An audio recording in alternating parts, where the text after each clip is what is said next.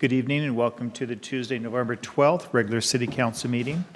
D. Stiles Elliott, will you please call roll? Mayor Benjamin. Present. Councilmember DeLira. Here. Councilmember Fajarin. Here. Councilmember Gaither. Here. Councilmember Guido. Here. Councilmember Parks. Here. Councilmember Weller. Councilmember Wright. Here. Councilmember Weller requested to be excused for this meeting. Can I have a motion? So moved. Second. All those in favor signify by saying aye. Aye. Any opposed? It's passed. On to Mayor's community announcements. First of all, leaf collection. So the 2024 Pullman residential leaf collection started today. Collections this week will be on Sunnyside Hill, which is the southwest quadrant. It then moves to Pioneer Hill, which is the southeast quadrant, November 15th through the 19th. Military Hill, which is the northwest quadrant, November 20th through the 22nd, and then College Hill, which is the northeast quadrant, November 25th through 27th. You can learn more about Pullman's annual leaf collection program at pullman-wa.gov/leaves. Next up, Downtown Pullman project is going to reopen for unlimited traffic. Project Downtown Pullman is on track to open portions of Main Street to limited vehicle traffic no later than 6 a.m. on Thursday, so we're just a little ways away from that. On November 14th, westbound traffic on Main Street will be one lane through the construction zone, then open up to all lanes west of Pine Street. Eastbound, so westbound will go through Main Street. Eastbound Paradise Street will revert to one way from Grand to Pine, but it'll still be two-way from Pine to Daniel, and I'll explain this. The eastbound corridor that's currently in place, that's the Daniel Springs Street, will remain for now. And this is the initial, and then things are going to adjust as we open more. So please watch always stop signs at the intersection that is going to be Main Street, that is going to be Main and Kamiakan, as well as other traffic control signs. The reason for Paradise being part of it being two-way is because with the work that's going to be done down at the intersection of Main and Spring, if you come down Spring, you can't take a left on Main at Spring. You have to take the left at Daniel, and then follow Daniel to Pine Street to get to Main Street. And that's just while we get that part of the construction finished. And there is maps that are also put out that's available related to that too. But we'll figure it out just in time to them opening everything else the rest of the way. And I definitely want to thank all the work that our staff has put in to this project. It's exciting that we're at the end and seeing the daylight happening and this happening. In addition to that, just as a reminder, the sneak peek at the concrete is happening this Saturday. That from 3:30 to 5:30, it's going to be down in High Street Mall, and then businesses in the area, and then there are after-hour functions after 5:30. For Parks and Recreation, the Community Council on Aging will be serving Thanksgiving dinner on Friday, November 15th at noon at the Senior Center. It costs $5 for seniors over 60 and $6.50 for seniors under 60. Please arrive early as space and food are limited. The Teen Center is open Monday through Friday after school for teens in grades 6 through 8. Stop by the front desk of the Rec Center for more information or to register online. And you can do that at pullman-wa.gov/teen center. And then the library, the Da Vinci Day is Saturday, November 16th at Neal Public Library for youth of all ages. Come to the library between 11 a.m. and 1 p.m. to take a look at Da Vinci as an artist and then create your own masterpiece painting. So a lot of exciting things happening in town. The next agenda item is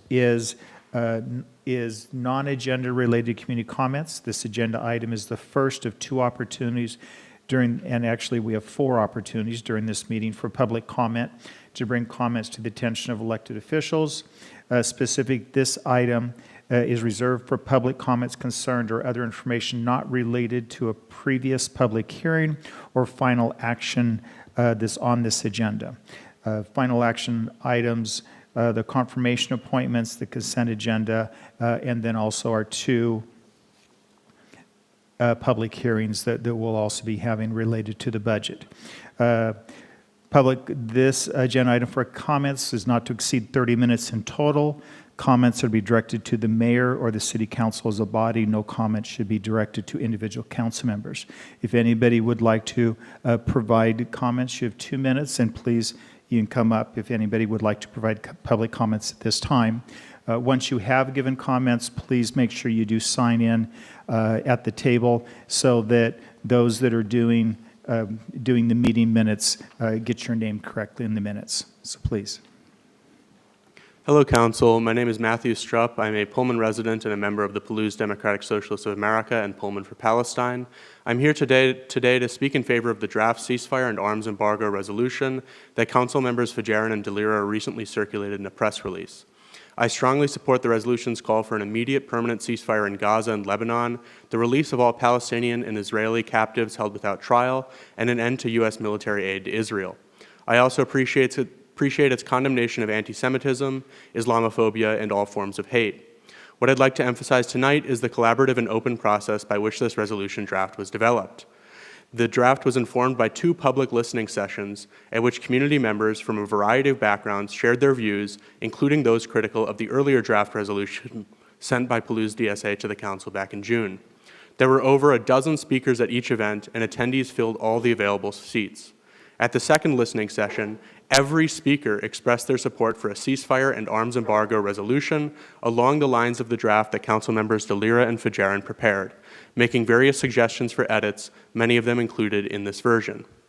We know that the U.S. government's support for Israel's genocide in Gaza won't change just because there's a new presidential administration. It can only change if the American people make it clear to our leaders that we don't condone providing arms for these crimes through all the democratic avenues available to us, including municipal government bodies. As speakers in favor of a ceasefire resolution have emphasized before, this is not a new idea, and the tradition of solidarity with the victims of oppression at the level of local government stretches back decades, a very prominent case being the apartheid government in South Africa, which drew widespread condemnation from bodies at all levels of government in the United States, as well as economic penalties. And in the past year, over 100 cities across the United States have embodied this tradition of solidarity to call for a ceasefire in Gaza. Please join them. Thank you. Thank you. Next person. Good evening, City Council members. My name is Shay Davidson, and I'm a citizen of Pullman, Ward 3. I am here to encourage the City Council members to pass the ceasefire resolution that has been provided by the Pullman City Council. This resolution is not only a chance for Pullman to uphold human rights, but to stand with the community within this city. There have been 2 listening sessions to gauge the public's opinion on the ceasefire resolution drafts that have been put forward. The response has been overwhelmingly on the side of creating and passing a ceasefire resolution. That comes from people across ages, ethnicities, religions, and educational backgrounds. There was not a single person who opposed passing a ceasefire resolution at the most recent listening session. This is not something that is supported by only a single group that is pushing its will onto the city. This is a widely popular resolution, and that comes from the public comment at City Council meetings, the listening sessions, and from people who have seen or attended events put on by Pullman for Palestine. The broad support for this resolution within Pullman shows that the City Council members should pass this resolution. Supporting human rights is not a radical position to take, and it should be the baseline. Palestinian human rights have been grossly violated since October 7th of last year, and they've been continuously violated since the Nakba, and it is time that the U.S., even us in small towns, ends the support for those who break international law. Lastly, I would like to thank the City Council members as well as anyone working for the city who spent time and effort to make this ceasefire resolution. Thank you for listening to your constituents and taking action based on what you hear from them. You are the people who make me proud to live in Pullman. Thank you. Thank you. Next. Hi there, my name is Lita Zachariason, and I'm a resident of Pullman and a 4th-generation Pullmanite, and I am also here to speak in favor of the draft ceasefire proposal that will be introduced today. And I'm really in support of this resolution because I was reminded recently at a Pullman for Palestine event that the issue of Palestine and Palestinians and Lebanese folks is not something new to Pullman. There have been Palestinian and Lebanese people living in Pullman, working at WSU and Schweitzer, and going to our schools for generations. So this resolution is really a tangible way that we can show our Palestinian and Lebanese neighbors that we support them, that we see what's happening to their families back in Palestine, and that we also abhor it and want there to be an end to that violence.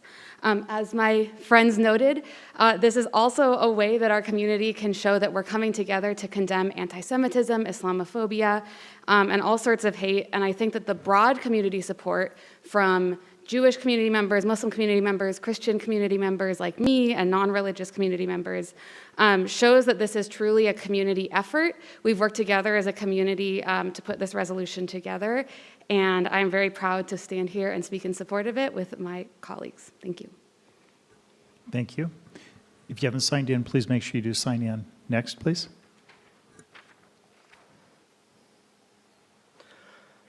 Hello, my name is Bedr Barama. I'm a Pullman resident. I've been a resident for about 8 years. I'm here to speak about the ceasefire resolution.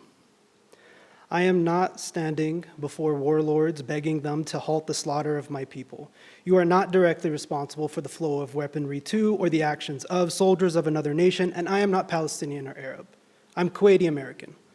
So what right do I have, what right do any of us have to talk on this subject? What connects the members of this council and the population of this city to the bloodshed happening almost 7,000 miles away? The bare minimum answer to these questions should be incredibly obvious to all of us. It is our humanity, but it goes beyond that. Personally, as a father and as an Arab, I feel despair and fear watching and listening as children with the same names as my own children cry out in the desperation of their final moments before dying at the hands of indiscriminate Israeli airstrikes using US bombs. I do not need to be a Palestinian or a Lebanese, or a Muslim, or a Jew to know that this bloodshed needs to end and that I have a moral obligation as a human to use whatever peaceful means are at my disposal to ensure it stops. Likewise, you do not need to be members of US Congress or the President to speak on this issue and to share the responsibility to pursue peace.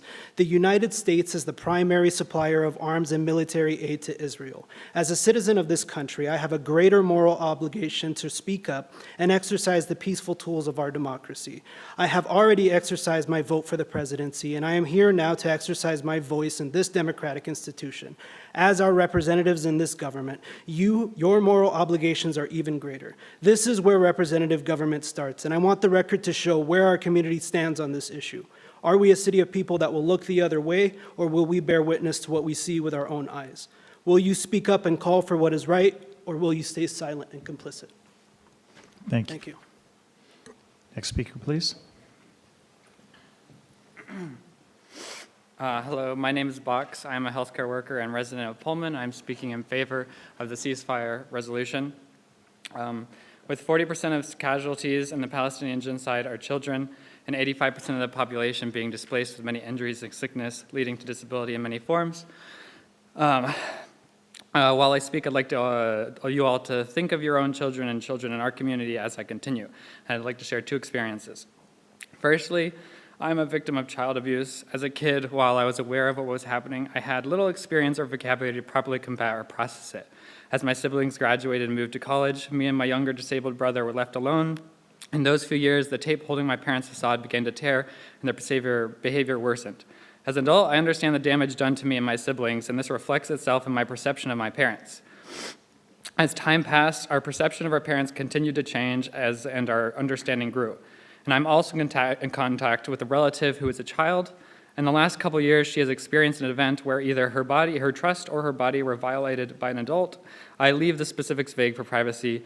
The adult in question has been a part of my life for a long time. We are close. I could try to forgive them and remain in contact, talk to them directly, but I've decided to cut them off instead. As an adult, as a person, I often ask myself what people will think of me if I remain in contact with the adult. What message does it send to the child who had their trust or body violated? I do not communicate myself to be a safe person for them. As people, we must all ask ourselves this: do we exemplify ourselves as safe people to our vulnerable, our children? What do we communicate with them? When the dust settles and this genocide is written in blood and rubble, as our kids hear about it on the news or grow to understand the reality of it, what will they think of our inaction? The symbolic gesture of supporting the ceasefire and arms embargo resolution is not only an act for integrity of ourselves and our community within relation to the world, but also our own children and vulnerable who depend on us for support and safety, to express under no uncertain terms that we protect, that we are safe people. I support this resolution and ask you all to do the same. Thank you. Thank you. Next speaker, please.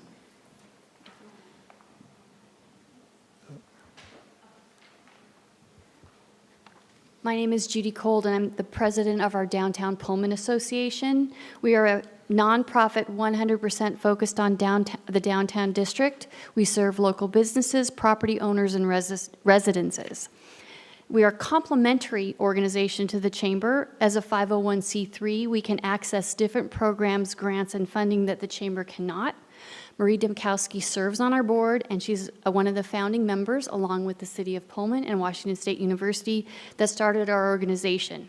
Together, we team quite well to do things for Pullman. Today, I'm here to make a happy announcement, and that is that we have earned a hard-fought victory, and we have been given the status of a Main Street designated community for a probationary period of 6 months, starting January 1. This is really important because having that designation allows DPA to participate in the tax incentive program, which businesses who pay B&O taxes or state public utility taxes to the Department of Revenue can now pay those tax dollars to the DPA. So on January 1st, state tax funds can go to DPA to be used in Pullman, not to Olympia. How it works is a little complicated, and we can explain it later, but it's basically an awesome program because it allows a business owner to get a tax charitable contribution for 100% of what they provide to DPA in year one, and in the second year, they get 75% of that back as a direct credit on their B&O taxes. So it's a phenomenal way to give taxes to be used at the local level to implement the Main Street model. It also enables us to focus our fundraising more on not covering our overhead, but actually going and getting projects and making things like facade grants to help with the building owners, storefront grants, renovation, historical preservation. So it's just a really fantastic opportunity for us. We've delivered successful things, and we're really excited to share this happy news. Thank you very much for sharing that. Next speaker, please.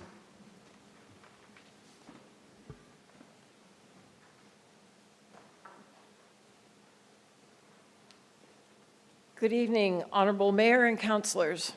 My name is Bobby Ryder, and I would like to give my comments. The Main Street City 6-month probationary period is a huge opportunity, and DPA needs help from the city so that they can continue as a Main Street city after June 30, 2025. In the final evaluation by the Main Street Review Board, not having nominal support from the city actually hurt the Pullman application because that is what other successful Main Street cities have. City support is common practice, and clearly there is an expectation from DAHP for diverse and sustainable funding sources. My ask from the city is $12,000 per year for the next 2 years to go toward DPA administration. This would be rent and staff support. This would begin January 1, 2025. $1,000 per month seems like a reasonable amount of support that will position the DPA to become self-supporting in 2027, when benefits from the B&O tax program and the Kooks First campaign are in place. Through the T-Mobile grant, $50,000 worth of visual improvements on Main Street have been donated to the city of Pullman. The point being is that as a nonprofit organization, DPA can apply for grant assistance that directly benefits the city of Pullman. My final ask is for assistance through dedicated time for a city grant writer to work with DPA as we apply for grants. Guidance in this area would be very valuable. Finally, thank you for your time and service toward making downtown Pullman an exceptional city center. The downtown is looking fantastic, and I am personally very pleased with Pine Street Plaza and the bike lane. All the paving is working together beautifully. The trees will be lovely in the spring, and as they grow, we'll continue to add quality to the Main Street. Thank you. Thank you for your time. Next speaker, please. My name is Molly Golden, and I serve as the Vice President of the Downtown Pullman Association, and I'm also the owner of the Lumberyard Food Hall in downtown Pullman. I'm here on behalf of the DPA to propose the city's support in maintaining the new sidewalks in downtown Pullman by utilizing city resources, possibly through Parks and Rec or other appropriate departments, for snow removal during the winter months. Pullman's Central Business District plays a critical role in identifying in Pullman's identity and economy. Per zoning code 17.80.030, this area is specifically designed to accommodate a vibrant, pedestrian-friendly environment that ensures the downtown remains safe and accessible for residents, businesses, and visitors. While the new sidewalks are a fantastic enhancement, maintaining them in the winter is essential to achieving this goal. Downtown property owners have been informed that they cannot use salt on the sidewalks this year due to the potential for damage. This limits the business owner's ability to manage the snow and ice. By allocating city resources for snow removal, we can reduce the risk of damage to the sidewalks while ensuring safe and pedestrian access, in addition to the bike path that will already be plowed.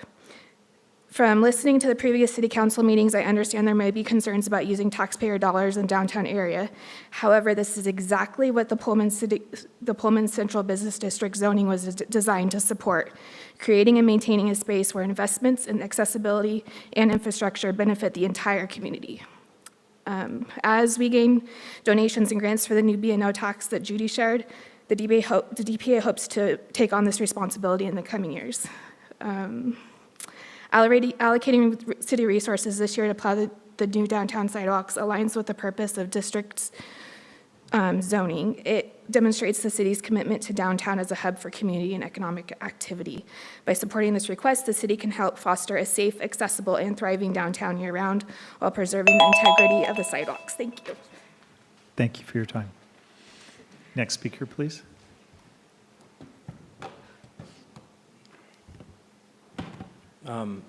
Hello, hi, I'm Denver Mikolai. I've had the pleasure of meeting you, Mr. Mayor, but I haven't had the pleasure of meeting the rest of you on the City Council yet. Worth saying that although I'm not too educated on the issue, I do think that thousands of years of religious war is probably not something that we need to fund. But that's not really my concern. I actually came here today because I think that I want to thank the Evergreen paper for documenting these City Council meetings. I saw that there was an interest here for affordable housing in Pullman, and I'm going to email you guys a letter to the mayor, I believe, using the website, and I hope you guys pass it along, and I'll get through as much of it as I can. This is to the Campus Vista Mobile Home Park in response to a 68% rent increase that we just recently had notice on. When I heard about your guys' interest in modular and tiny homes, I thought this, of course, would be very interesting to you. So. I am Denver Mikolai, a law student at the University of Idaho College of Law in Moscow, Idaho. I have resided in Campus Vista for 2 years, and I live in Trailer 304, a home valued at $10,722. When I heard about this latest rent increase, I reached out to my professor, who teaches contracts. He encouraged me to get in touch with the Attorney General of Washington, the Legal Clinic, Northwest Justice Project, and the CLEAR Hotline. Currently, several attorneys are closely examining the legality of your notice. When I asked if misleading someone in a rent increase was illegal, even if the terms weren't included in the contract itself, I was told that it was. So with a limited time, I'll just basically say that what happened was we received a notice that the rent increase was due to property taxes. I contacted the Whitman County assessor, and they told me that these are bald-faced lies. Not so much that the amount isn't correct, but that this is the only park in Pullman that is approaching it this way. And I broke down the rent increases in the letter and included all the amounts, and it's very egregious what's happening. I spoke to the entire park, at least everybody I could get a hold of, mentally, physically disabled people. These are the most vulnerable people in our community, students, and they can't afford this increase. Thank you. Thank you. Thank you, and I look forward to the email. It'll be there. Thank you. Next speaker, please.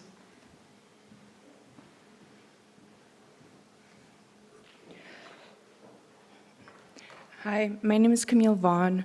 I apologize for my attire. I didn't actually expect to speak tonight. I originally came because I'm supporting some of the students that have organized on campus to create a refugee and immigrant fund to be able to support up to 4 refugee students coming to WSU. And so I hope to find some like-minded people. But as I walked in, I was also reminded of my right and responsibility to participate in local government. I just want to voice my favor for the ceasefire resolution. Again, didn't expect to speak, so my apologies.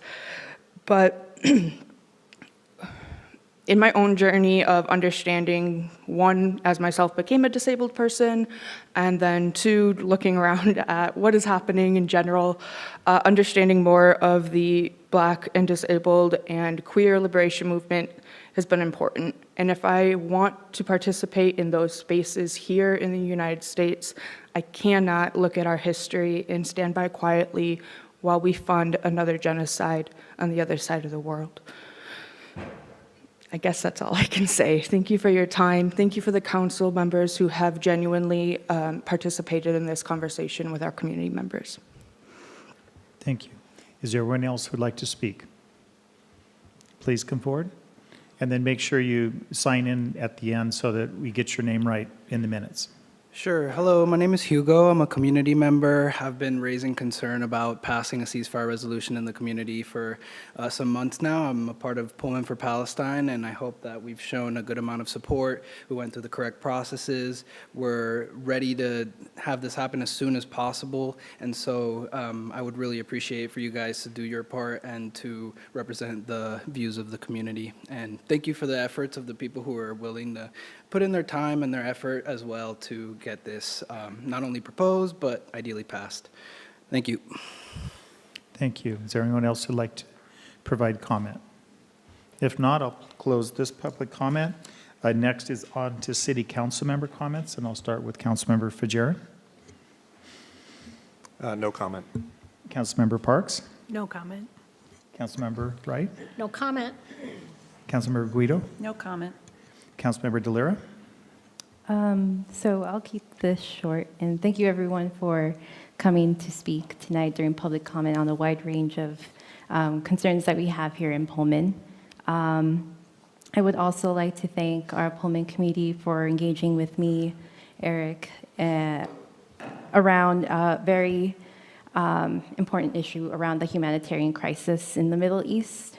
It's been a very rewarding process for the both of us, as well as a learning process in how to engage with community members in difficult conversations.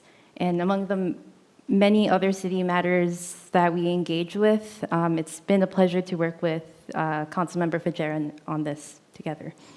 So the ceasefire resolution that we'll be putting in a agenda request in a sec was constructed with the help of the Pullman community as a way to build solidarity for an ask that we hope our U.S. representatives and senators here at Washington State and beyond will help advocate for. And that is, we want to end the suffering and prevent the deaths of both Palestinian and Israeli lives.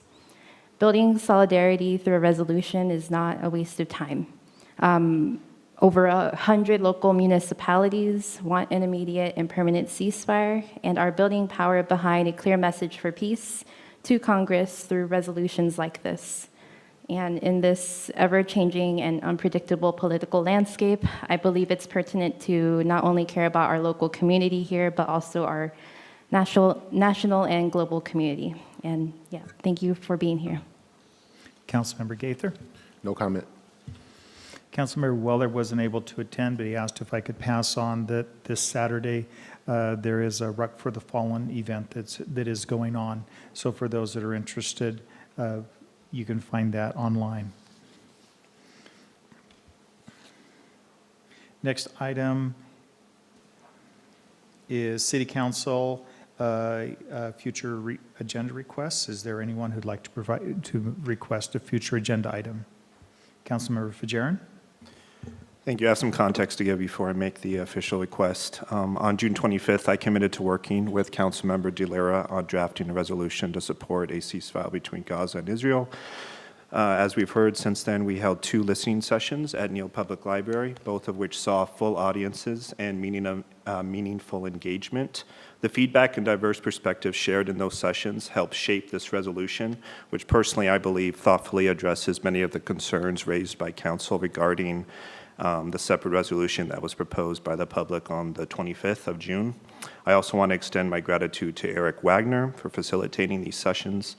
With this context in mind, I move that the proposed ceasefire resolution co-drafted by Councilmember DeLira and myself be added as a future agenda item no later than December 3rd. I will follow up with the city clerk and manager with the proposed ceasefire resolution. Is there a second for this? Second. Okay. The request is for it to be a future agenda item by the December 3rd, and realistically, we can't do it on the 19th. That one's is already filled. So the 3rd could be the soonest, and we'll just have to look at the schedule to make sure we can get it fitted in. We'll have to look at what else is on the schedule for it. And is there a specific,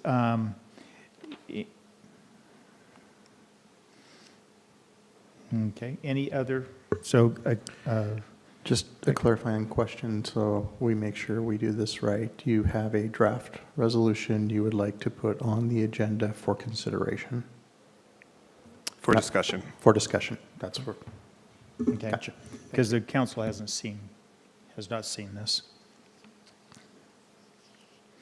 Any others? If not, next is confirmation of appointments. I have, if you'll see here, 5 different groups of appointments that I'm recommending. And with that, I'd entertain motions for these appointments. And I think one at a time is what we have to do, so. I move to confirm the appointment of Yeonju Kim to the Arts Commission to a 3-year term expiring December 31st, 2027. Is there a second? Any discussion? Not all those in favor signify by saying aye. Aye. Aye. Any opposed? Thank you.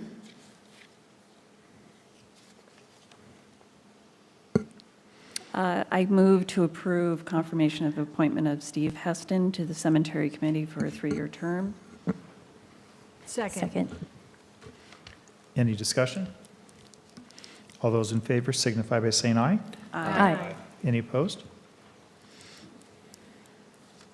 I motion to confirm the appointments of Brady Finch and Ashley Sofransky to the Parks and Recreation Commission for a 3-year term expiring December 31st, 2027. Second. Any discussion? All those in favor signify by saying aye. Aye. Any opposed? Okay.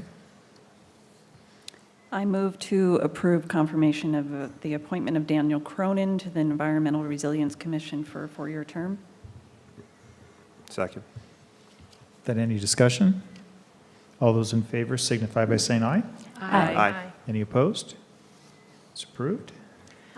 I move to confirm the appointment of Joe Pitzer to the Civil Service Commission for a 6-year term expiring December 31st, 2030. Second. With that, any discussion? All those in favor signify by saying aye. Aye. Any opposed?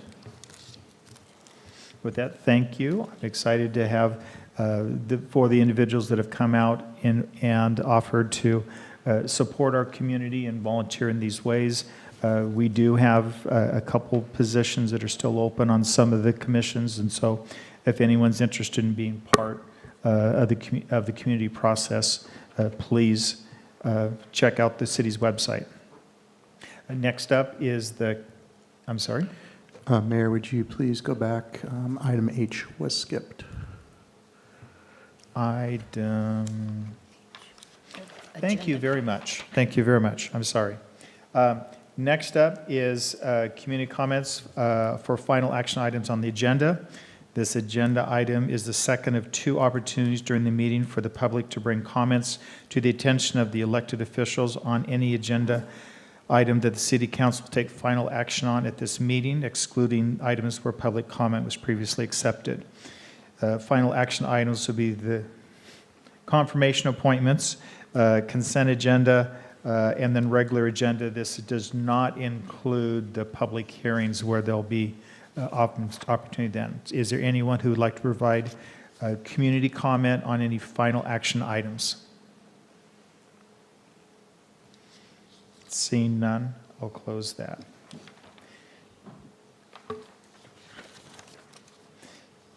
Move on to the consent agenda then? Okay, so next up is the consent agenda. The items listed on the consent agenda are considered to be routine in nature and will be enacted by single motion of the City Council without separate discussion. That I'd entertain a motion to read the consent agenda by title only. Second. With that, Thad, if you could read. Item 1 is a motion to dispense with the reading of the October 20... Actually, hold on 1 second, Thad. All those in favor of approving the motion to remove by title only, signify by saying aye. Aye. Any opposed? Now, Thad, thank you. A motion to dispense with the reading of the October 29, 2024 meeting minutes and approve them as submitted. A motion to dispense with the reading of the November 4, 2024 special meeting minutes and approve them as submitted. A motion to approve disbursements for accounts payable checks number 2011-28611 through 2011-28685, totaling $631,320.24. A motion to approve disbursements for UB refund checks number 2011-28686 through 2011-28705, totaling $4,089.95. Item 5, a motion to approve disbursements for accounts payable checks number 2011-28706 through 2011-28773, totaling $923,276.66. And finally, a motion to approve disbursements for accounts payable checks, electronic transfers, and ADP payroll transfers totaling $1,147,757.58. Do any council members desire to have any items removed from the consent agenda to be discussed separately? Seeing none, I entertain a motion to approve the consent agenda. So moved. Second. With that, any discussion? Not, all those in favor signify by saying aye. Aye. Any opposed? Next up is public hearing. So this is a public hearing on the mayor's proposed 2025-2026 biennial budget. And with that, Jeff Albrecht, Director of Financial Administrative Services. Thank you, Council. Good evening. This is kind of just the next step in the biennial budget process. So just a reminder, on September 4th, we held a public hearing for revenues. On October 15th, the mayor presented his budget, proposed budget. October 29th and November 4th, workshops were held to provide information on the budget. So the next step then is to hold a public hearing to allow public comment for the budget. That will lead into the final steps, which are levy approval, which will be later on the agenda today, and then the actual adoption of the budget. So after public hearing, I'd be glad to answer any questions that council may have. And at this point, I'd recommend opening the public hearing. So with that, I'll open the public hearing. Is there anyone who'd like to provide public comment on our budget?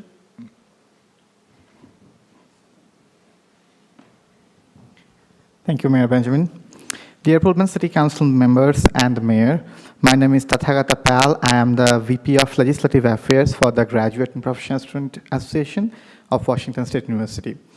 Thank you for giving me and my colleagues the opportunity to reflect WSU graduate and professional students' voice on Pullman transportation service today.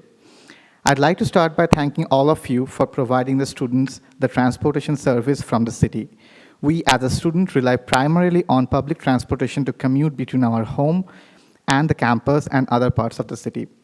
We would like to see continued support in city transportation services and an extension of current available services. Specifically, WSU GPSA advocates for the implementation of the merged route system, merging the apartment land and the campus routes. In a recent GPSA survey, 58% of the WSU Pullman graduate and professional students have indicated that they will like to see the merged route implemented as soon as possible. Apart from this, we also advocate to extend the hours of operation for the apartment land and the campus routes, merged or separated. Although currently Lentil and Wheat provide late night services within the city, these are not optimum solutions, for example, to get back home from the campus. Additionally, with the discontinuation of the Cougar Safe Ride because of lack of volunteers, we are in greater need for public transportation system and urge the city to invest more budget into these services. Thank you so much again for listening to us today. Thank you. Is there anyone else who'd like to provide public comment? Please.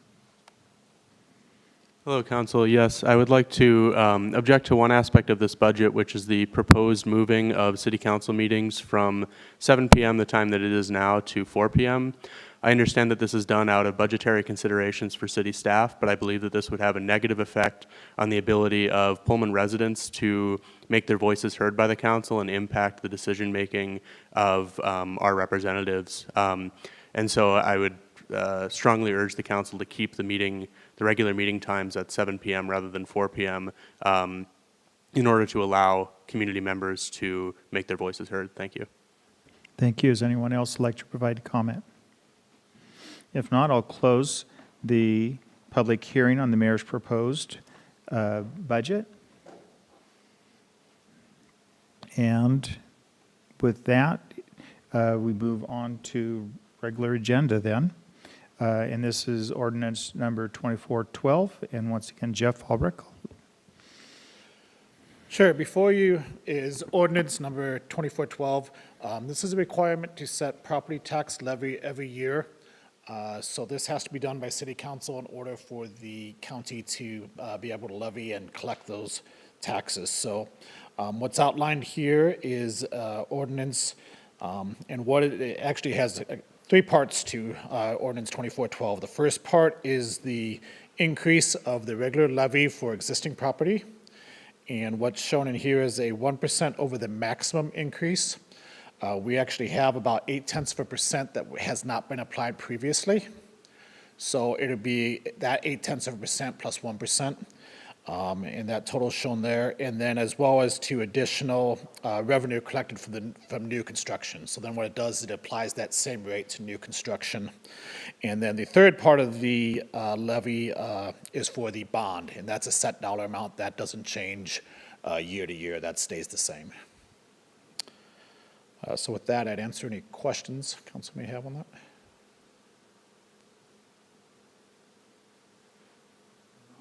Entertain a motion for the ordinance. Move to adopt ordinance number 2412. Is there a second? Second. Dad, if you could read it, please. Ordinance number 24-12, an ordinance fixing the amount of the tax levy for the year 2024 for collection in 2025 to raise revenue to meet estimated expenditures and establishing the special levy to meet general obligation bond debt service obligations. With that, any discussion? All those in favor signify by saying aye. Aye. Any opposed? Ordinance passes. Next up. Sure. Next up is ordinance 2413. So this is specifically for the EMS levy that is used to support ambulance services. Again, looking at a 1% over the maximum, there is a little bit of capacity in here in addition to the 1%. So you'll see the total increase ends up being a 3.8% total. That includes the excess capacity plus the 1% growth for the year. And then it also, this is in exclusion of any additional revenue for new construction. So that'll be added on to by the county for any new construction on top of that. So again, I'd answer any questions council has. Any questions? I'd entertain a motion for the ordinance. So moved. Second. And if you could read the ordinance, please. Ordinance number 24-13, an ordinance fixing the amount of the emergency medical services tax levy for the year 2024 for collection in 2025 to raise revenue to meet estimated expenditures. With that, any discussion? All those in favor signify by saying aye. Aye. Aye. Any opposed? Now, I'm going to touch back on one on the public hearing piece. I know Jeff had said that if there were questions, I didn't get anybody that expressed any questions, but I just want to make sure in case there were any questions that council members had. Councilmember Delera? Well, I guess not really. I guess a question around when will we have more discussion around the budget? Would it be at this time? This would be at this time. Gotcha. Okay.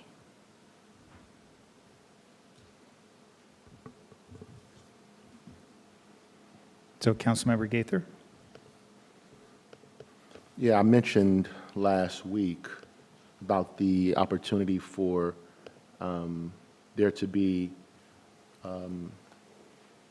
a play structure on High Street Plaza.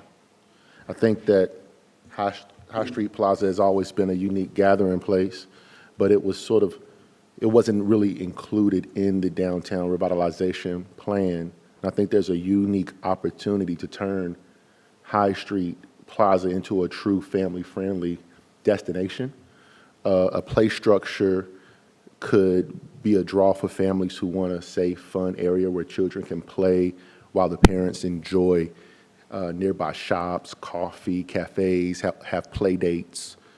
I think this aligns with the park's recreation open space, or the PROS plan, particularly in fostering spaces for recreation and community gathering. And so I wanted to get the thoughts of council on this idea. Now, I recognize that we probably wouldn't be able to put it in this particular budget, but what we could do, if the council is interested, is if we're interested in pursuing this idea, we can just put this on the city's radar and maybe look at how we can add it to the 2026 through 2021 capital improvement plan. So thoughts?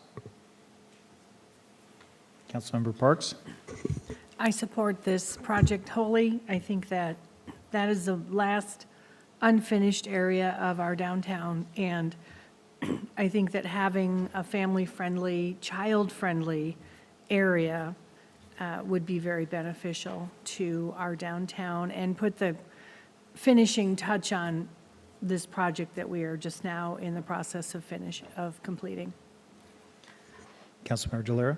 Yeah, I would also be supportive of pursuing a playground in High Street Plaza. I guess my question is, how do we officially jumpstart this in the process? Well, so this would normally be in the CIP process. So it wouldn't be dealt with in this document, but it would be something that would be communicated to staff, that as they're working on the forward CIP process, that they would look at that.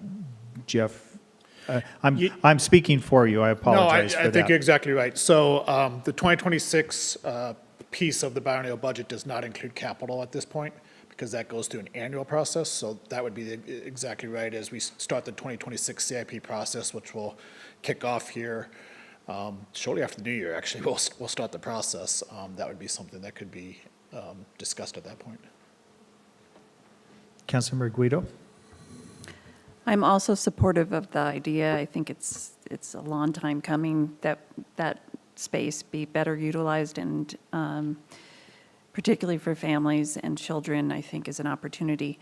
Another thought is to look into grants for that possibility, the city doing that as well, and again, aligning with the DPA as a city partner makes a lot of sense.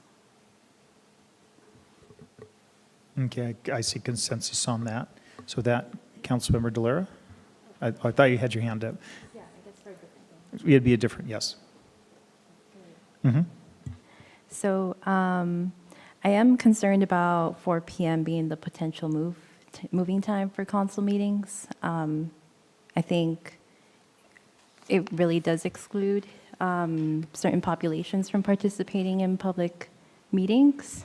So I'm hoping to keep it at 7 p.m., but also I'm wondering how much are we what was the expected amount that we were expected to save if we were to move to 4 p.m.? So this would be something that would need to come forward at another council meeting to actually do the move, and that would be talked about was planned at that time.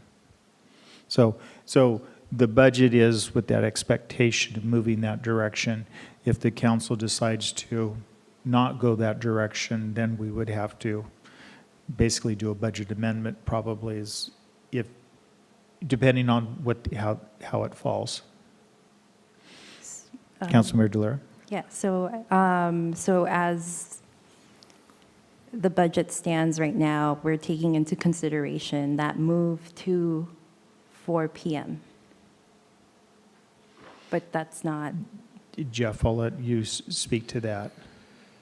Yeah, I think that's something that is currently reflected here. And then, as the mayor said, if there's budget impacts for not making that change, that could come back to the council once that decision is made by the council. So that'd be something that could be evaluated when the consideration is made for the change or not.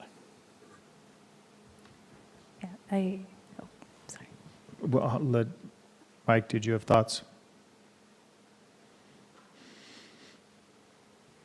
Councilmember Delera? I'm wondering what everyone else on council feels about moving to 4 p.m. or keeping it at 7 p.m. currently. That's going to come. That would come at a separate meeting. I mean, So, adopting this budget does not change the meeting time. That has to be done separately.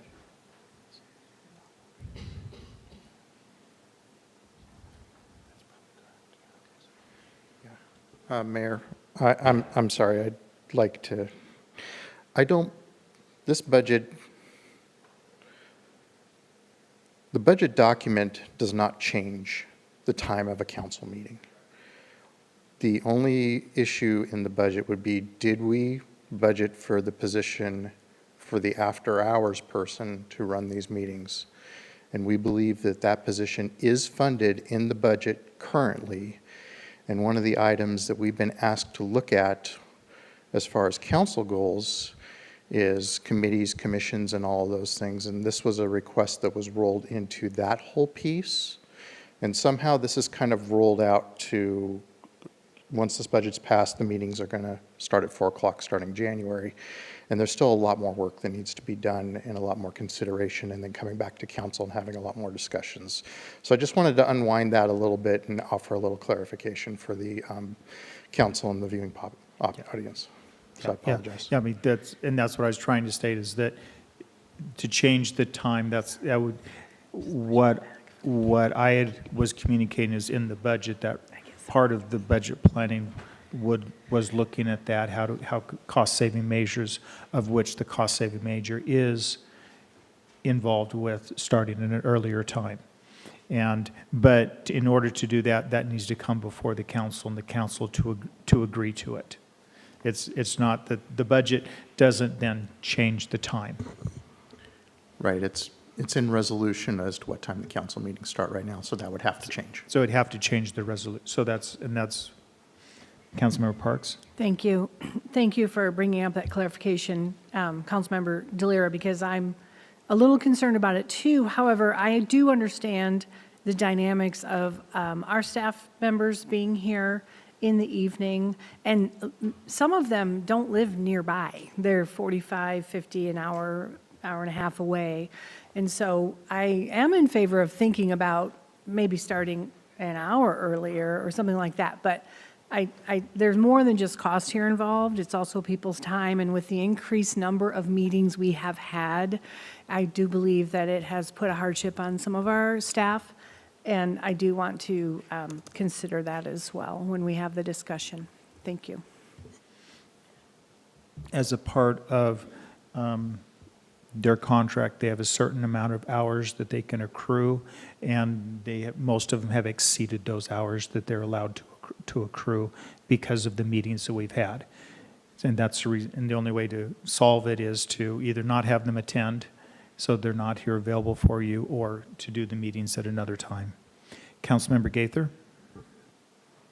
I have 2 points, but I will, regarding the change of time, I would be remiss if I didn't acknowledge that it would be very inequitable for folks who work, who want to participate and give their voice and make their voice heard I sit up here hoping to be a reflection of someone else out there that can say, hey, one day maybe I'll run for city council.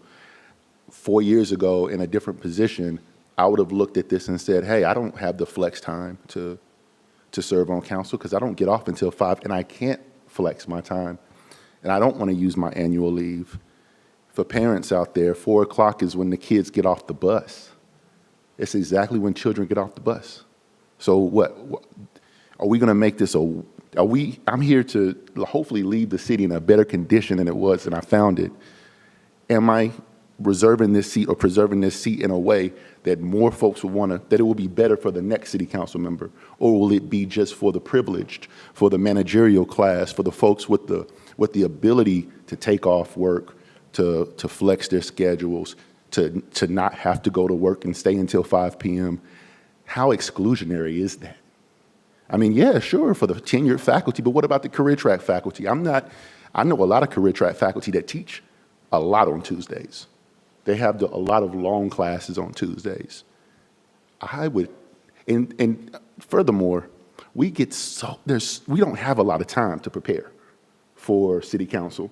How do we get 3 more hours back as council to prepare for the agenda? Because we get it at 2 p.m. on Thursday.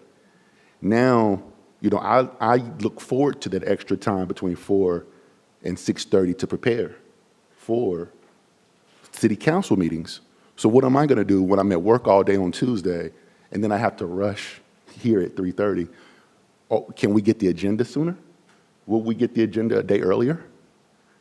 So all of these things are on my mind as I think about this. Now, I don't see myself supporting it, but yeah, I look forward to future discussions. Okay. Yeah, so that'll be a future discussion. Anything else on the budgets? Councilmember Gaither? I would also be remiss if we didn't bring up the awesome opportunity with the DPA and Main Street. I think we've looked forward to that, and I know that we already have the budget and it's balanced, but is there a way to find $12,000 for the DPA? And is now the time to talk about it? And Jeff, do you want to talk about what we can and can't do as it relates to financial? Sure. I think that all can be discussed, and it can be discussed in the budget. It can also easily be discussed as a budget amendment. Amendments are certainly not uncommon, and you still need to obviously consider the bottom line of the budget when you do those, right? But it's not been uncommon to do amendments, actually in some cases as early as the next subsequent meeting, so that has happened before. So that's always an option. And one thing to understand is the original funding that provided funding for the DPA was not city funds. It was pass-through funds from ARPA, and those funds no longer exist. And if we look at the city funding process from out of our funds, and please, if I'm incorrect on this, please let me know. We fund projects, so a specific project that's being done, you do not fund an organization. And that's where the challenge would be with this within the funding piece.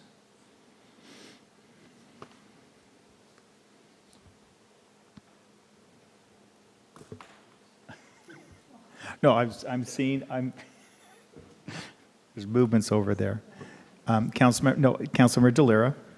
Yeah, I would also be in support of accommodating the 12K to support the DPA as well. I'm not sure exactly how we can start the discussion on exactly how to accommodate that, but if there is, maybe at a future meeting, we can discuss how that looks like. That would be great. Other comments?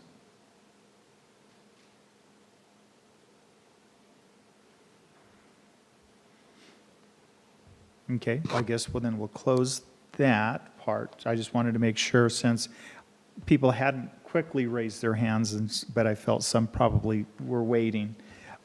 So at this time, we're going to adjourn the current city council meeting and open the Metropolitan Parks District meeting. With that, D. Stiles Elliott, will you please call roll? President Benjamin. Present. Commissioner Delera. Here. Commissioner Fajarin. Present. Commissioner Gaither. Present. Commissioner Greedo. Here. Commissioner Parks. Here. Commissioner Weller. Commissioner Wright. Here. Commissioner Weller requests to be excused. Could I have a motion? So moved. Second. Any discussion? All those in favor signify by saying aye. Aye. Any opposed? With that, on to a regular agenda. The first one is a motion to dispense with the reading of the minutes of the Metropolitan Parks District special meeting of October 15th, 2024, and approve them as submitted. If I could have a motion for that. So moved. Second. Any discussion? All those in favor signify by saying aye. Aye. Any opposed? That passes. Next, we're on to the public hearing for the proposed 2025-2026 biennial budget for the Metropolitan Parks District. With that, Jeff Albrecht. Sure. So the Metropolitan Park District budget process has paralleled the cities and kind of actually been inclusive at times. But again, revenue hearing was held on September 24th. The budget was presented on October 15th. Had the budget workshop past week, and then are now on to the public hearing in anticipation of then setting the tax levy as well as adoption of the budget. So again, with that, I would recommend open for a public hearing.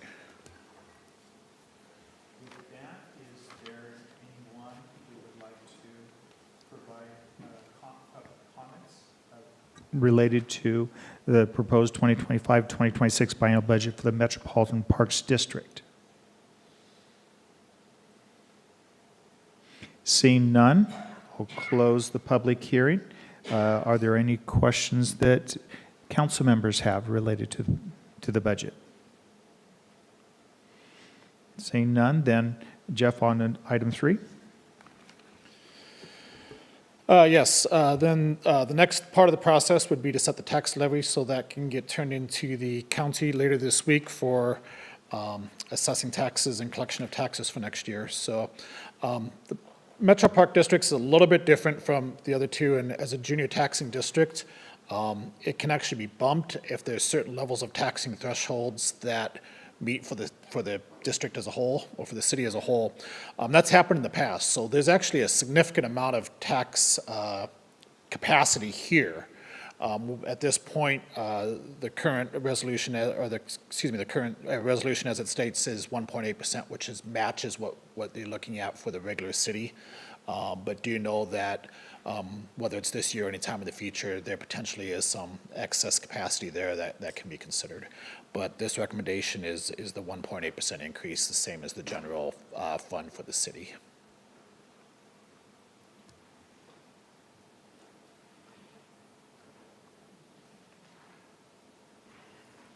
Move to approve resolution number MPD-24.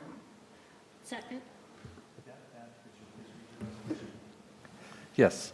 Resolution number MPD-24, a resolution fixing the amount of the property tax levy for the year 2024 for collection in 2025 to raise revenue to meet estimated expenditures of the Pullman Metropolitan Parks District. With that, any discussion? All those in favor signify by saying aye. Aye. Any opposed? It passes. With that, we'll adjourn the Metropolitan Parks District meeting, and we'll go back, reopen the regular city council meeting. And our first discussion, the first and only discussion item is regarding sidewalk permits on Main Street. And with that, R.J. Lott, Community Development Director. Thank you, Mayor. Good evening, Council. This item on the agenda this evening is a discussion for sidewalk permits on Main Street within the project downtown area. As the Council may recall, we've had discussions on agendas on September 24th and October 8th. At the October 8th meeting, City Council directed staff to consult with downtown businesses on the proposed sidewalk permits. Staff distributed a survey on October 14th and 15th, and then met with downtown businesses on October 24th. The notes and the results are included in the board docs item on your agenda packet for this evening. At this time, staff is asking for additional direction from the City Council on how to move forward with this, perhaps as early as the next council meeting next week. Staff is looking for direction on 4 areas, or in 4 areas, I should say. The permit fees, as we've discussed earlier, the sidewalk seating sizes, the permit appeals process, and the insurance requirements on those permits. Also attached in your item for this evening are the proposed sidewalk permit application and supplemental instructions. Are there any questions I can answer off the top? Councilmember Fajarin?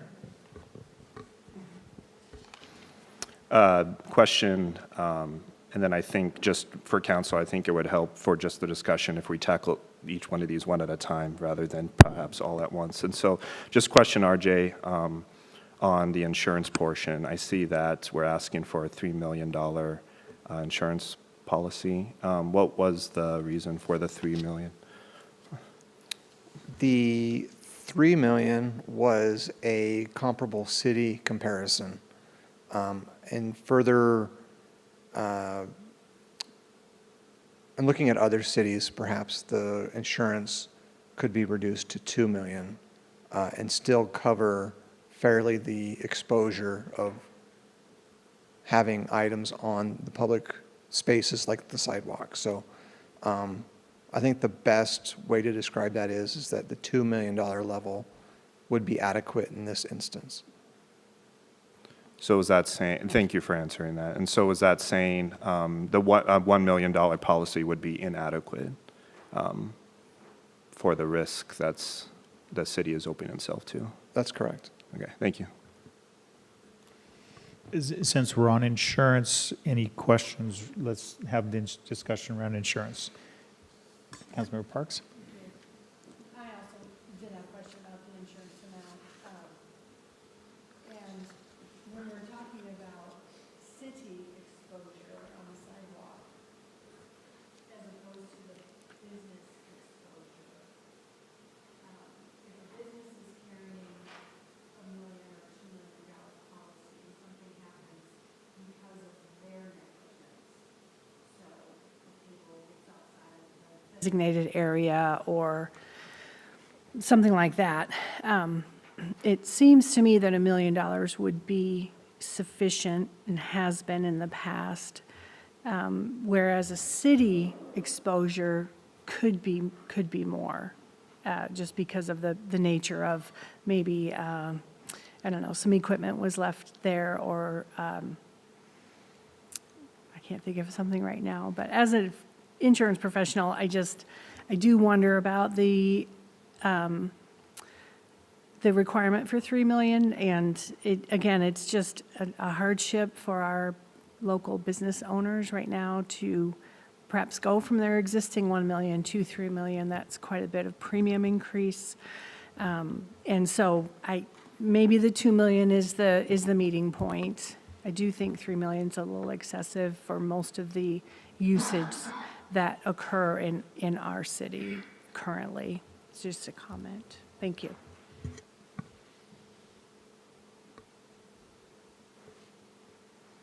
Others on insurance? So there's been 3 different numbers kind of thrown out. Councilmember Guido, did you have? Yeah, it's a comment, and I'll echo what's been said by Councilmember Parks. Also have concern about the big bump in what we're requiring. I was under the impression that it was a state regulation, but it's not. It's our recommendation based on analysis of comparatives. Okay. I'm sorry, I need to correct a little bit of this too. It's not just that, it's also under the recommendation of our insurer through the WCIA. Our practice is requesting $2 million in other areas right now, And WCIA is comfortable with 2 million at this point. They did let us know that the day is coming that it's going to need to be 3 million, but the 1 million was a non-starter with them. They would very much like to see 2 million on this, and that is consistent with other operations in the city when we do ask for things like parks and reservations for things in that. So Okay. I'm sorry I didn't step in sooner. No, that's helpful to understand where the recommendation is coming from. Okay, that's it. Councilmember Delera? Yeah, based on the notes that we got from the different businesses, it sounds like 1 million is what we're hoping for, but it sounds like another number could be 2 million as a temporary thing that we could require, contingent to the fact that it sounds like eventually it would go up to 3 million, but if we could, for now, stick to 2 million before we bump up further, that would be great. Okay. Any other? So I'm hearing 2 million is kind of where people are landing. Okay. What's the next of the three that people would like to tackle?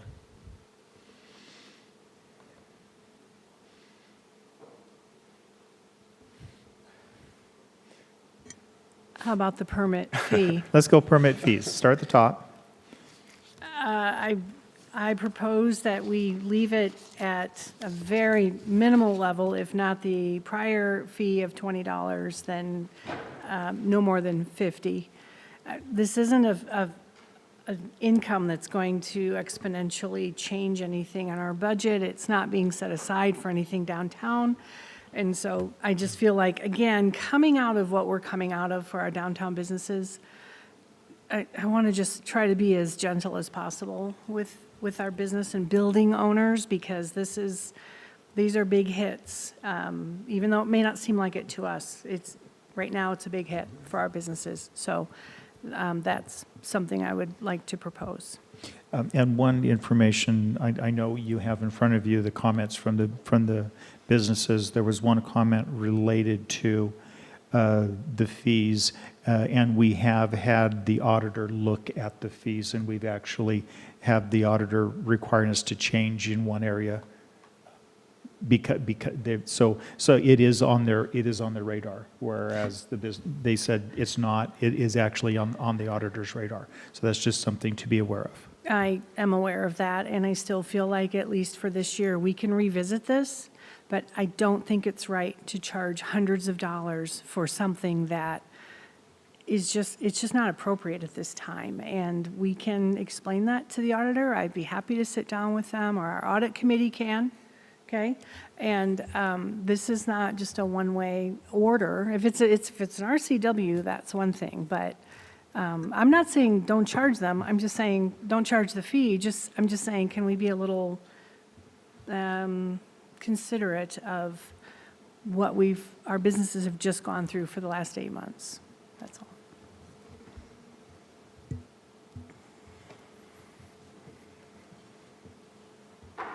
Dan?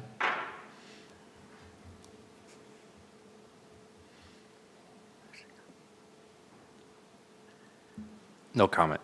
Okay. Councilmember Gaither? Yeah, I agree with Councilmember Parks. Our local businesses, they have gone through so much over the past 8 months. Any way that we can support them, I think we should, and at the very least, acknowledge that they provide a public benefit by activating our street life. They are providing a huge public benefit. And yeah, so I agree with Councilmember Parks.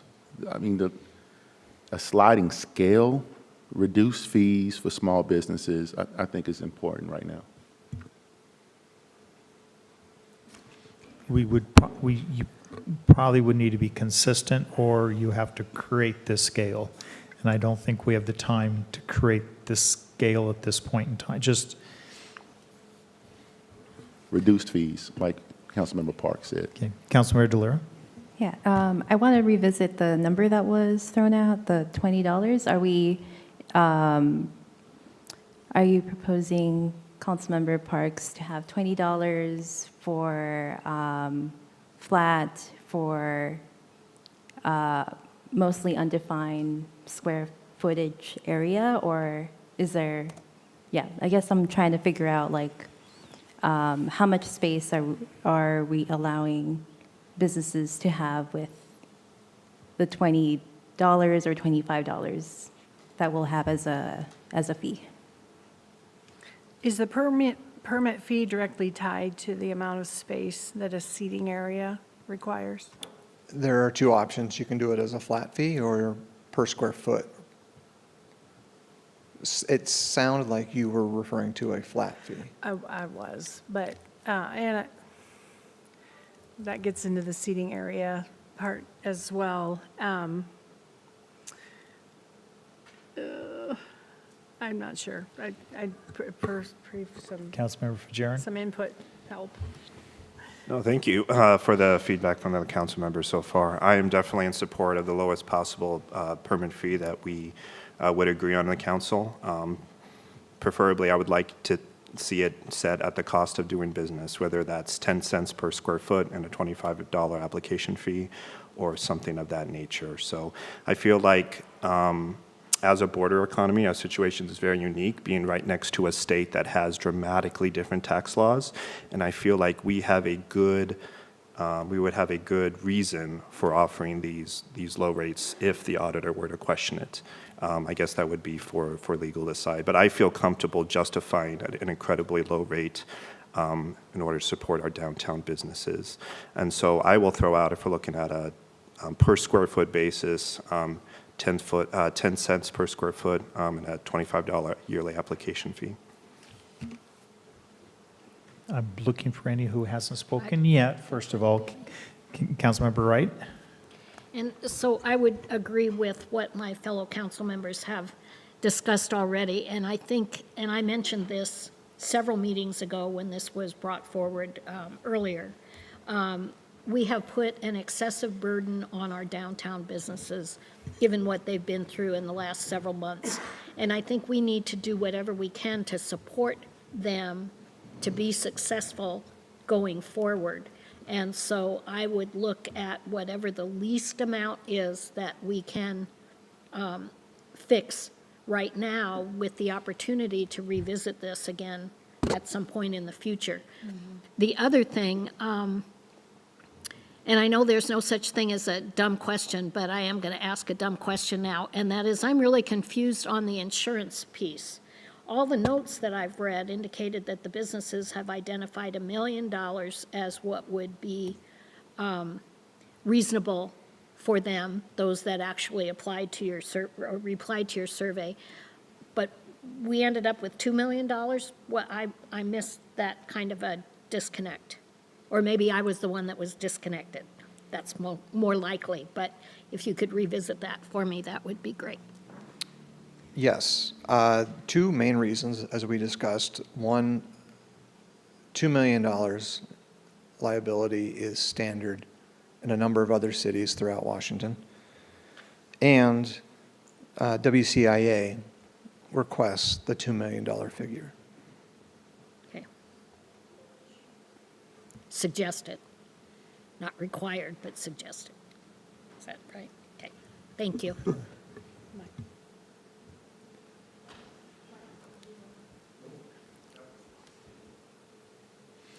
So back on fees, Councilmember Guido. Well, I'm going to echo what folks are saying here. I do feel the same way, that this is not the time to make a change on an application fee, and I feel like we need to be competitive with the city of Moscow on this. And their one-time application fee is $25. So I would be in favor of keeping it as is, and if we are looking at doing an amount per square foot, you know, some recommendation in that arena, but again, trying to keep it as low as possible, understanding that a lot of these folks are coming out of a pretty tough situation. Councilmember DeLera? Yeah, I would also echo a $20 or $25 flat fee, or if we're going the approach of per square foot, 10 cents per square foot, So what's being proposed is an application fee of $25 and a 10-cent per square foot annual cost, which is different than what you just said. So that's why I'm, go ahead. So, there seems to be two approaches, which could be a flat fee without defining a space, or we have a per square foot rate, and we could also have a $25 or $20 fee attached to it. So there's two separate things I'm seeing here.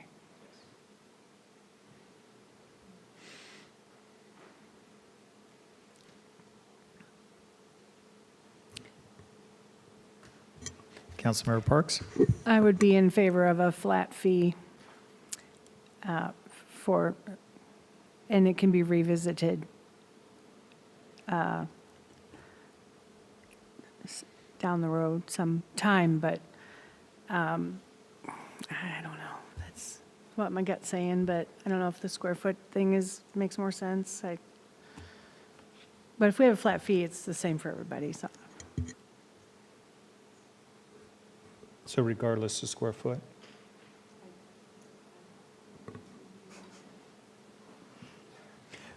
Sorry, I'm just kind of repeating what I'm hearing. I agree that I feel like council's talking about two different permit, ways we can discuss the permit fee. One is the per square footage, and then one is a flat fee. Is that I'm seeing RJ nod. And so from what I'm hearing from the comments, a flat fee would be something that majority of us would agree upon, and I would agree on just a $25 application flat fee without regard to the square foot, if that is something that we can give staff to work with and to possibly revisit later. I do have one question, please. Yes, Councilmember Parks? It was raised to me that this ordinance or this permit speaks to businesses that are food service establishments. So does this apply to other merchants who may want to have a seating area outside of their business, even if they don't serve food? Yes, so this Okay. wouldn't just be for restaurants. This would be for occupying a space on the sidewalk. Okay, thank you. And I think part of the challenge is the first one that was brought up, the council's made some discussions and changes that have happened. So that's one that was talked about. So I'm hearing right now a $25 flat fee regardless of square footage per year.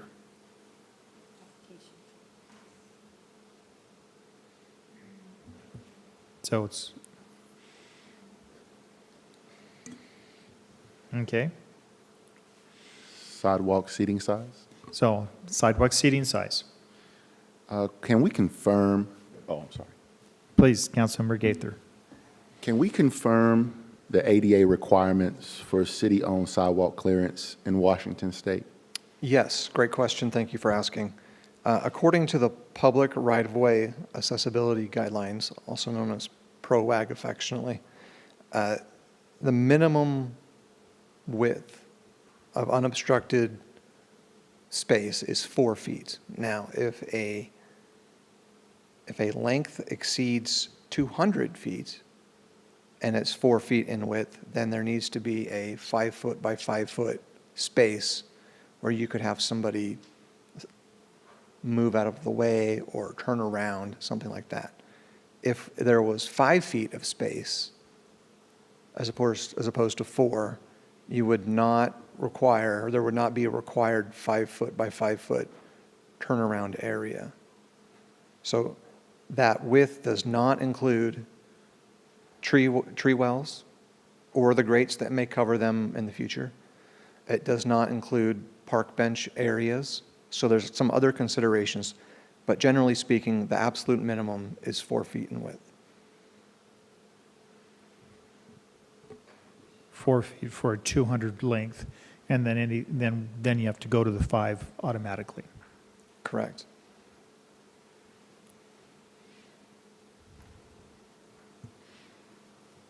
Councilmember Delera? Yeah, so I think the documents already account for 4 feet feet of unobstructed walkway, and I think we should keep that.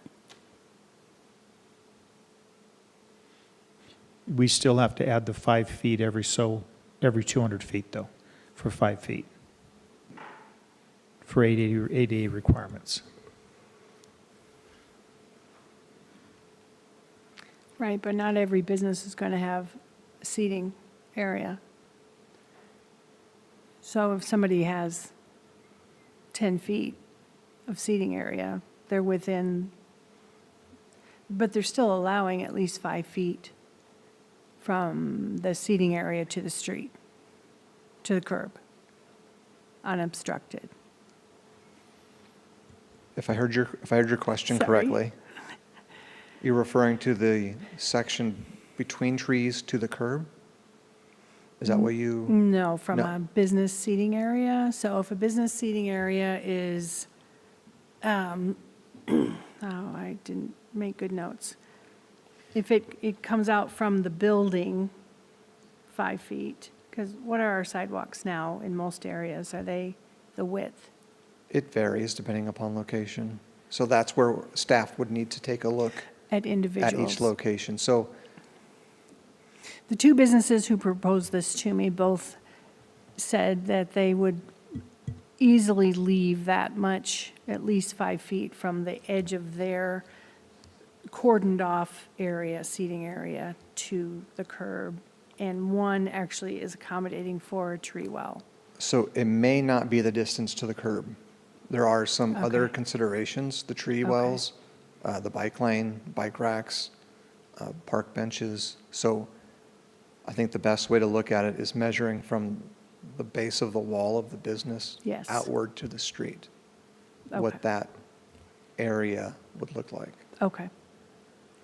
So if you think about, if this is where the building is, this is where the tree well starts. Right. We have to have at least 4 feet Right. there. Councilmember Gaither.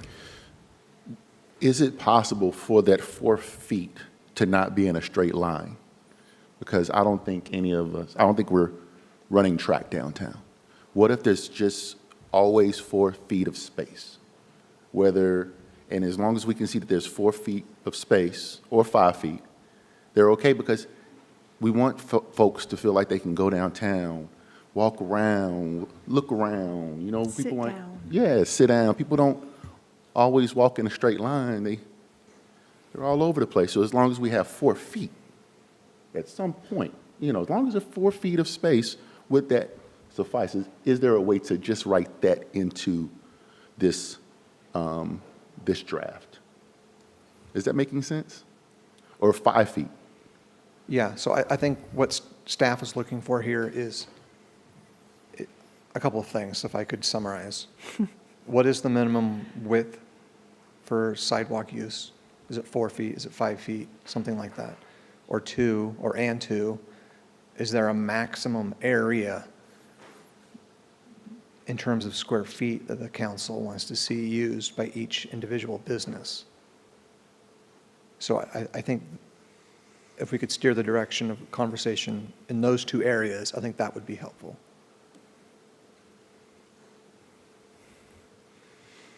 So what I'm hearing what I'm hearing from council is they'd like to maximize the amount of.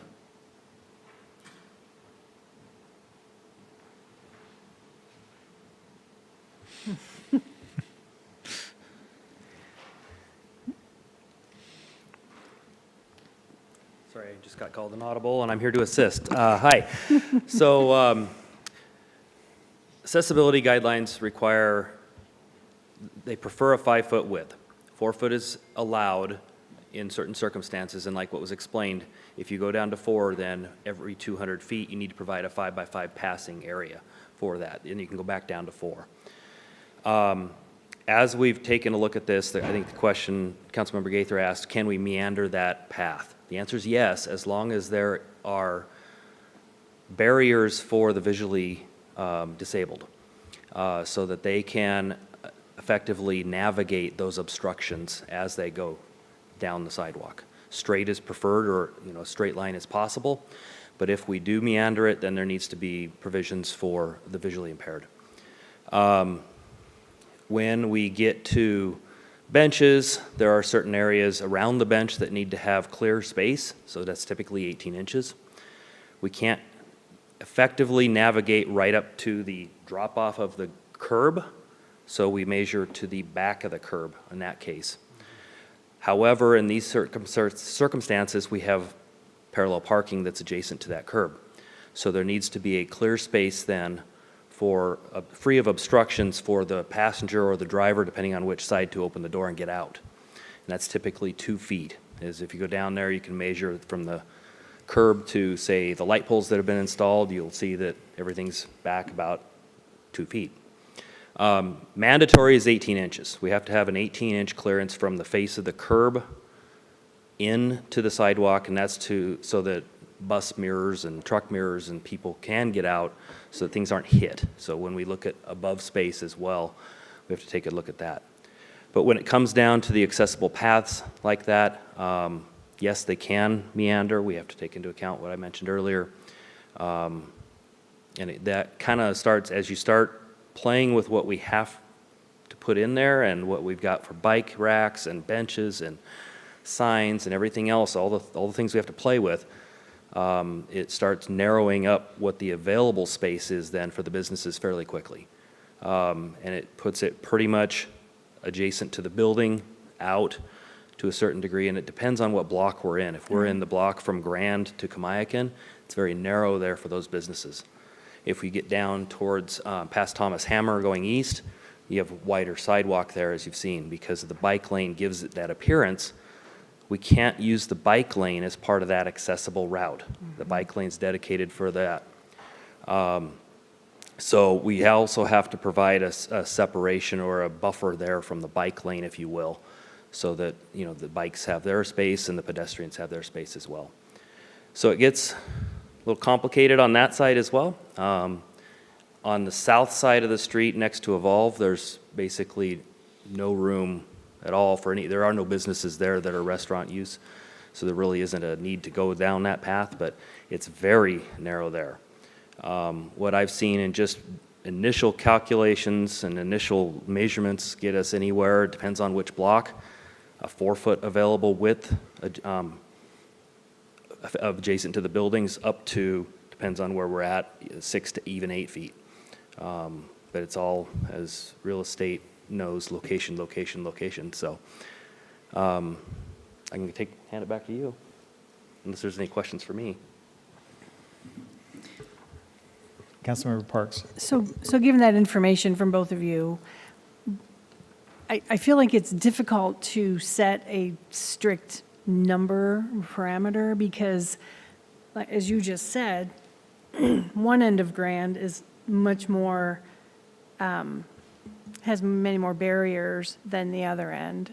Is there a way, is there language that can indicate that it will be looked at on a case-by-case basis so that when you're with the building owner or the business owner, more likely, they can tell you their plan, sketch it out, and together we could work with whether it's, at one end or the other, or maybe something comes into Evolve that all of a sudden they want to have something out on the sidewalk.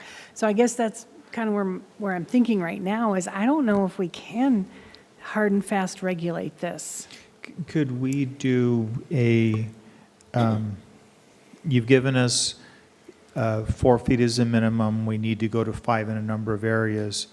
Can we do 4 feet where tree wells are, but then move out to the 5 between the trees, if possible, and obviously we have to take into consideration the park benches, the bike racks, those all things, so that we achieve our 5 feet every 200 feet, not 2,000, 200 feet. Sorry to jump in here, but Exhibit A specifically talks about the process. So it talks about the placement requirements, and it talks about they submit a site plan, and then the city works with them. I would be opposed to anything that says each regardless of where they're limited, each person who does this gets this many square feet. There is no one-size-fits-all for this. So if you look at Exhibit A, which is sidewalk permit requirements, it talks about the process in there, in the review process.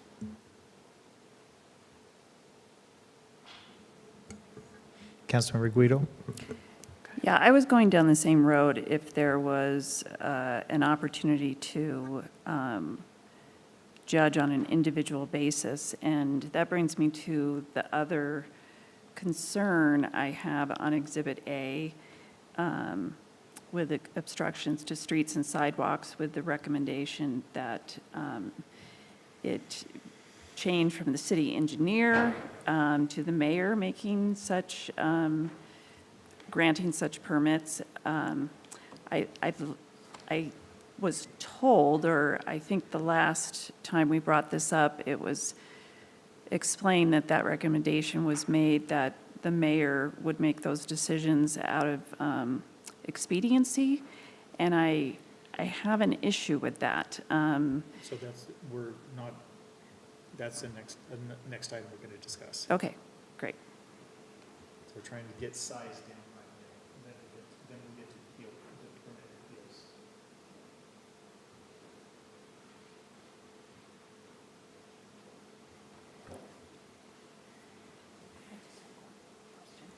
Councilmember Wright? Do we have anywhere downtown that is a 200-foot straight line? I We do? I don't believe that there would be, looking at the way that the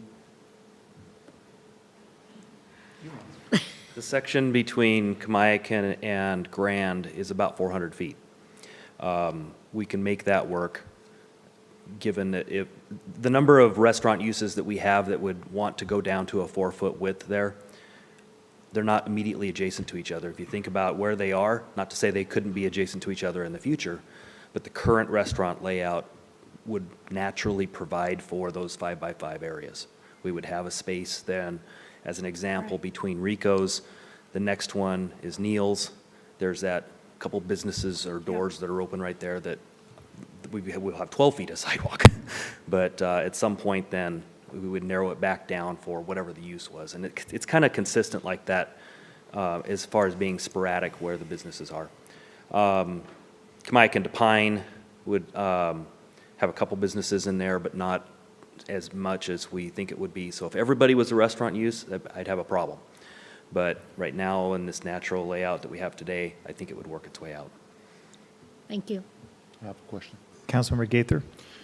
So under Exhibit A, I think what we're trying to figure out is the piece that says, I think it's 11.28.030, permit issuance and permit limitations. It says,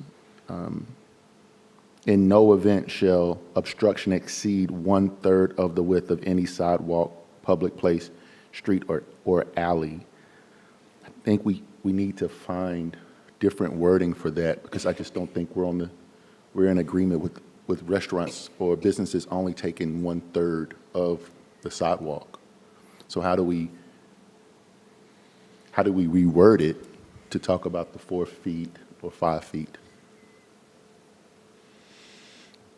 So I guess the question to council is, are you wanting to maximize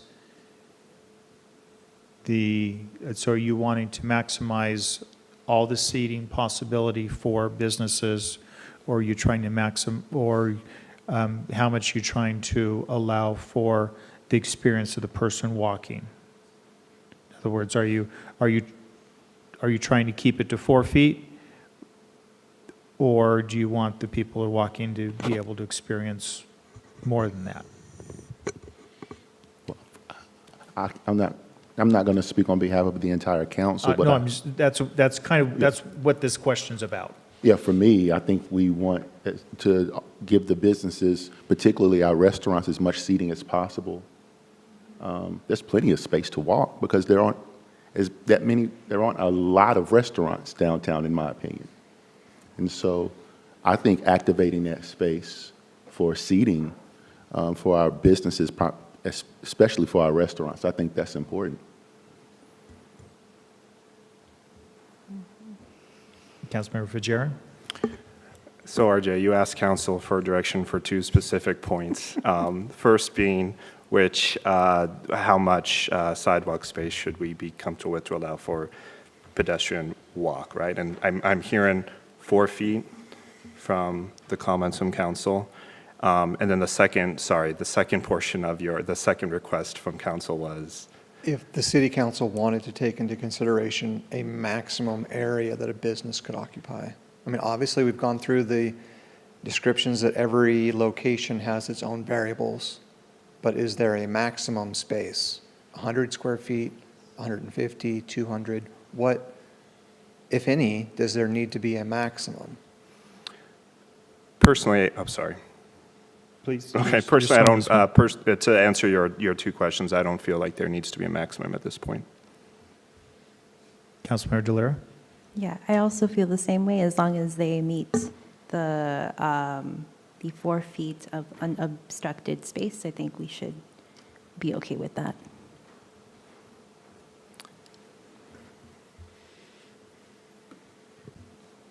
Am I here?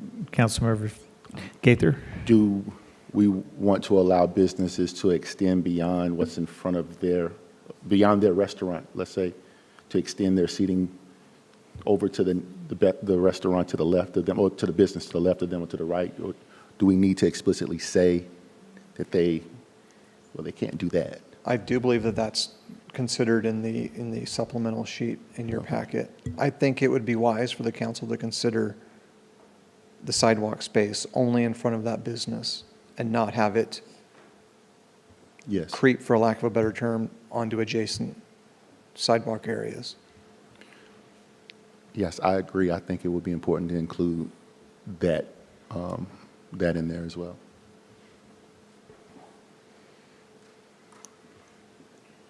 Councilmember Parks? I don't have any opinion. I mean, I'm at the point now where I need to sort of see what we've said. You're going to bring this back to us, this spaghetti on the wall. You're going to make it all pretty, bring it back, Yes, the right? goal is to bring it back perhaps at the next council meeting. Okay. Staff would like to have it under consent agenda, but we would make the changes for adoption at the next council meeting. Okay, and then my other question is postal boxes or newspaper, which I guess the Evergreen might be the only one that does this now. The items such as that were previously on the sidewalk, will they be replaced? And if so, who bears will they impact at all the available space? So if somebody had one in front of their business and now will it go back there? Will that impact the amount of use that they're using? Space, sorry. The answer to that is I don't know, and I'll have to come back. That's okay. I know there were some UPS and FedEx delivery boxes in front of the bank at Kamaic in the southeast corner. I don't remember off the top of my head if or where those were going back. Okay. As far as like the daily Evergreen paper boxes and such like that, those, I think we could work with a business and a property owner to exclude that from their leasable area because it would be kind of within the confines of their fenced area, if you will. Right. And we would want to locate those in adjacent areas that are probably like next to the light poles out on that front area near the curbs, Okay. rather than near the businesses. Thank you. Yep. Councilmember Guido? A request. I'm wondering, for those of us who are visual people, this has been a bit of a tough one for me mathematically, or just maybe my brain doesn't work that way. I like to see pictures. And we're not talking about a huge downtown here. If we could get some visual of, the sidewalk is this wide now. We're talking 4 feet at a minimum. And even go so far as the restaurants that we know do have outdoor seating. What are they looking at doing? And what are the other things that have to go in there? It would just really help someone like myself, I'm speaking for myself, visually. Are you asking for maps or photos? Is that what you're asking? A diagram, if possible. Are you asking for diagrams of the entire sidewalk on both sides of Main? If possible. Would that be dependent upon where the 200 feet hits? Right.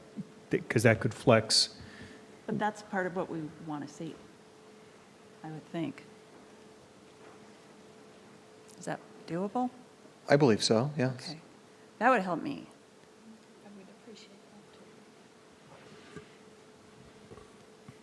Councilmember Fajarin? Thank you. I'll just support what Councilmember Guido just proposed. I'm a very visual person myself, and diagram, whatnot, I think would be extremely helpful. Councilmember Delaire and I were at Rico's earlier today with the tape measure to try to get a better visual of the situation that we're dealing with. So I would support any type of diagram or visualization when this resolution gets put together and proposed to council. Okay. Seeing that, I need to back RJ off of his previous comments. The way that the agendas get moved up and approved and through the process, and then there's resolutions involved, and there was the holiday, there is absolutely, with all this additional items, we cannot get this on the agenda for next week because everything's due into my office by noon tomorrow.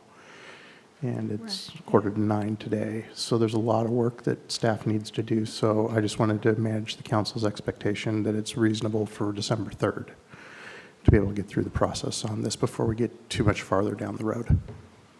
That's what I had heard. Okay. Councilmember Fajarin? So does that mean that this permit process will not be available until council passes the resolution? Correct. Even if the downtown Pullman project is complete? Correct. I guess my question would be, is council willing to delay this until the 3rd, given we haven't heard from businesses about what that would do?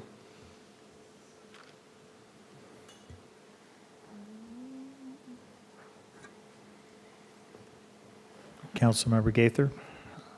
While I would like to see pictures, I don't know if the cost, the potential cost is worth the benefit of the pictures. If we're going to have to extend out the, or delay businesses from being able to utilize the outdoor seating.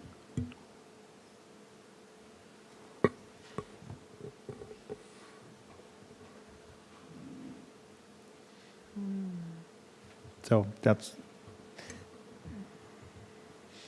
if you want the photos, it'll be moved to the 3rd. If we're just filling in the blanks of these things, then we can have the document ready. Most likely. I'm assuming we have the document ready for the next meeting. Is that true? Yeah, we're just talking about making changes in the ordinance. With the 4 items that I discussed, we could get that ready.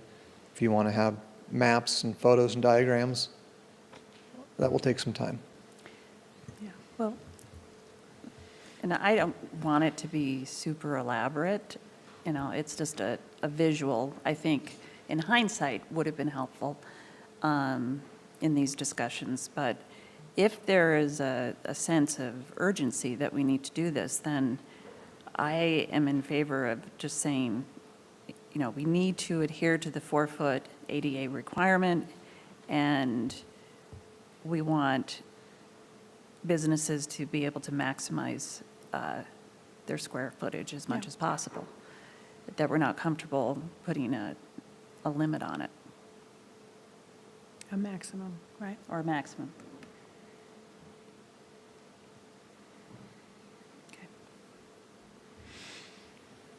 Councilmember Delera? Yeah, and I think I am moving in the direction of getting the details ironed out now, but knowing that we could reassess later, maybe having those, seeing how it works out with the numbers that we're throwing around for now. I think it's okay to move forward, and then we can always reassess later. Okay, I'm hearing an agreement related to sidewalk seating size that make sure we maintain the ADA walking requirements. Business is able to maximize square footage, and then there's kind of the 2 things that I'm hearing. Okay. The last one then is the appeal process. Correct. RJ? What's the preferred appeals process? This was discussed a little bit at the last council meeting when we had this item on the agenda. So wanted to clarify the council's direction on the appeals. Councilmember Guido? So now I don't have it in front of me, but my biggest issue with that change in the document was around changing it from the city engineer to the mayor, making those calls and judgment, and the rationale that was given that it would be more expedient.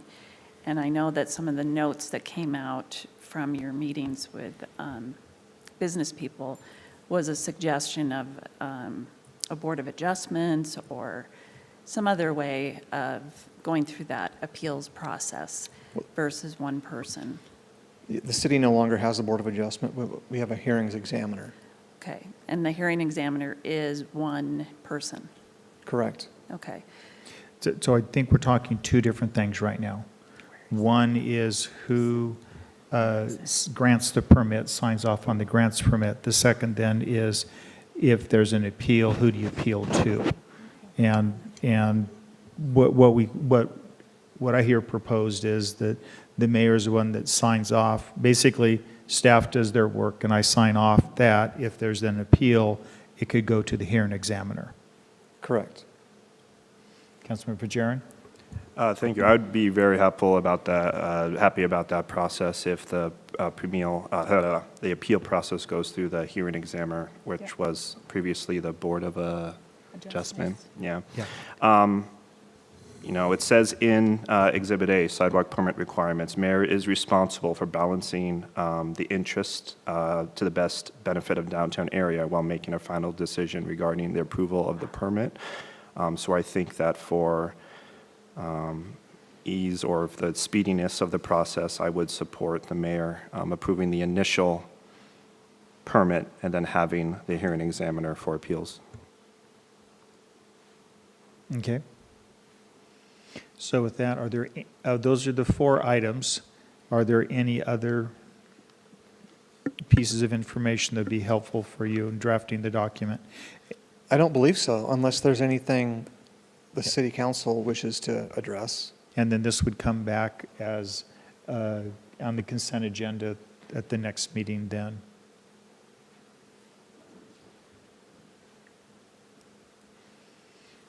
Councilmember Gaither? This might be down the line, but at some point, can there be guidelines on common issues that might lead to a business getting, not being approved for a permit? Like some common, I mean, of course, we haven't ran into the potential issues, but perhaps just to prepare businesses for these new changes. But we can certainly work with the businesses on the changes. Absolutely. Okay, thanks. Okay. I think we've covered everything. So thank you very much. Thank you. Thank you, RJ. At this time, I don't believe we have any new business to come before us. And with that, I'd entertain a motion. I see nothing else, so I'd entertain a motion for adjournment. Second. All those in favor? Aye. We're adjourned.